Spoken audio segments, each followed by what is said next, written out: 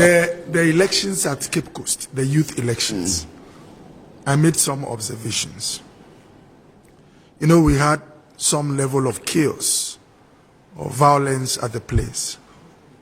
I think the videos played out a lot on social media, yeah? And it brings to mind the conversation about the use of violence in addressing conflict in politics. When the Ayawaso issue came up, when you listen to the conversation that ensued, the impression was created that it is only in the MPP that you usually would witness the application of violence in trying to settle issues. And I'm one of those guys who said that, look, let's have an honest conversation about how we address conflicts in politics.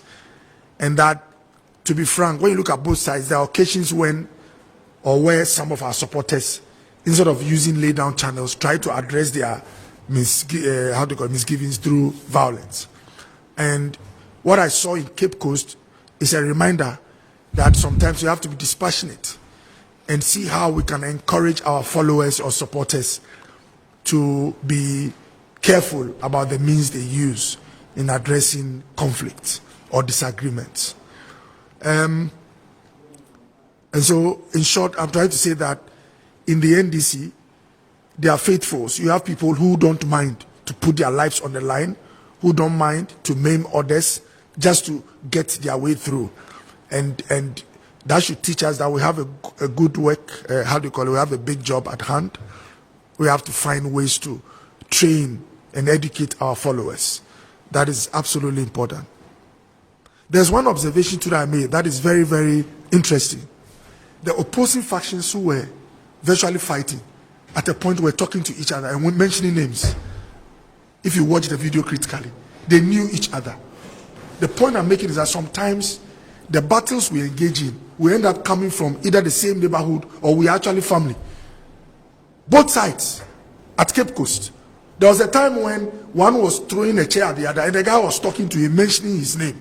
I'm like, wow, this should remind us that be careful in starting a fight because the one you are hitting might be right in your family. And these are lessons that we have to take very seriously. The one at the sports stadium, Accra Sports Stadium, was opposite. Very well conducted, very civil, and I would like to, just as I spoke about the issues with the first one, let me now congratulate them for the second one. And there was one commentary which came out, very significant commentary from Nukbenu, that they had a meeting with the police and told the police that these are the laid down rules for this Congress. Please, you are absolutely in charge. Even if Nukbenu comes to you or the chairperson or whoever, don't go by anybody's instructions. And that largely accounted for the peaceful nature of the process. What are the lessons to take from this?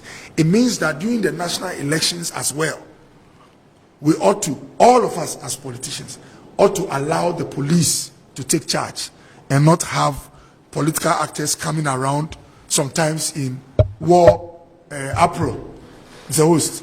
You know, there are political actors, they only wear war apparel during elections with some fake talisman. Very, very important. Now, one issue that came up prior to the elections at the stadium, sports stadium, had to do with the voice of Asiedu Nketia, the former General Secretary, who is now the chairperson for the National Democratic Congress. He made two statements, very, very significant statements. That one, at the time they actually went to court, before going to court, they virtually had nothing to stand on. That they even went to lawyer Chikata. And the learned man told them that what you have is hollow. Your case is very feeble. In fact, almost non-existent. But what did we see? It didn't stop them from going to the Supreme Court. They still went to the court. Again, Asiedu Nketia said something that by the time they apparently collated about 5-6 constituencies, their system crashed. indicating some weakness in their capacity when it came to managing the electoral process from their end.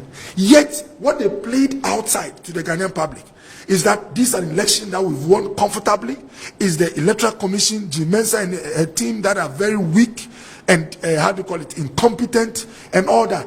And guess what? Some of their followers, some NDC faithfuls, who genuinely love the party, actually believe some of this commentary, went out there, put their lives on the line. When Asiedu Nketia engaged in an honest, frank conversation, these were the things he said. But when he came out in the public, he said, he talked differently. For me, there is a takeaway. The takeaway is that the chairperson of the National Democratic Congress is a man that is a Jekyll and Hyde. You know Jekyll and Hyde? You didn't go to a Dadabi school. You have to explain that. Although I was in a public school, I'm garrison school, field engineers. I had friends who went to Soul Clinic and the others. So they told me about Jekyll and Hyde. I didn't read. We didn't get the books. But a Jekyll and Hyde only tells you that you have one character who has two faces. Depending on the environment, he or she will talk differently. And please, integrity is very fundamental in politics. You, the voter or the citizen, must be interested. What is in the integrity of the individual? And it's a takeaway that is very important. Ghanaians must know that it's a Jekyll and Hyde situation. The Supreme Court.